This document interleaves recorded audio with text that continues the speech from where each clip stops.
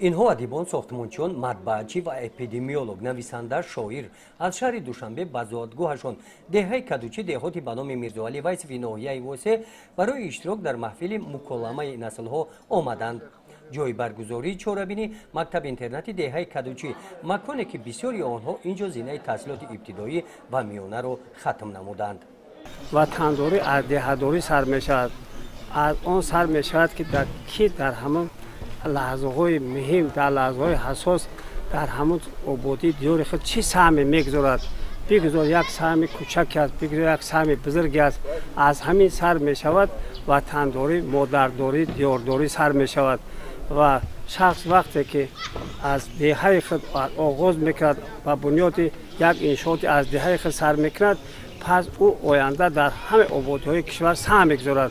نمی‌شود که یک شخص فوق‌العاده شود، آبادکار شود، دیاردار شود، چون که این آغازش از وطنداری، از دوستداری مادر خود، دیار خود، وطن خود، دین آیین خود آغاز می‌شود. مقصد از برگزاری محفل‌هایی که ما امروز در اینجا به نقشه گرفتیم و عملی می‌شوند همین است که امروز ضرورت به وطنداری، به رکن‌های وطنداری و آن آمده است که ما چگونه در آبادی وطن در کدام سمت‌ها و با کدام اندازه و با کدام حالت سهم می‌گذاریم.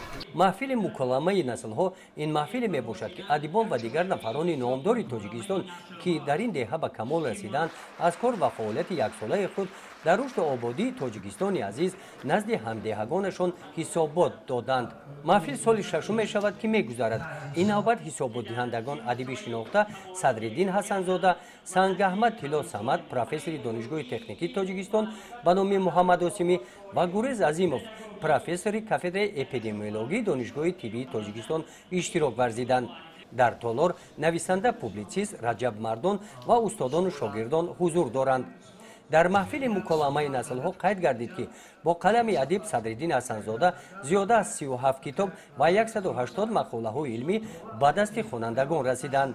در این واخوری ادیبان شکرانه تنجی و آبادی تاجیکستان نموده قید نمودند که با دستور و هدایت‌های پرزیدنت جمهوری تاجیکستان با سهامگذاری آنها نزد مؤسسه‌های تعلیمی رقم 50، 56 و رقم 6 صنفخانه‌های ایلاوگی ساخته شدند.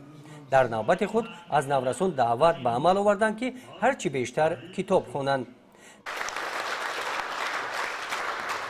در قسمت جنبسته چهاربینی خوانندگان فعال دهه که غالب آزمون‌های جمهوریوی گشتند با افتخارنامه و سپاسنامه‌ها قدر کرده شدند. گزارش خواجه نظریف خدای نظر ظهوروف از ناحیه واسه برای برنامه اطلاعاتی نوید.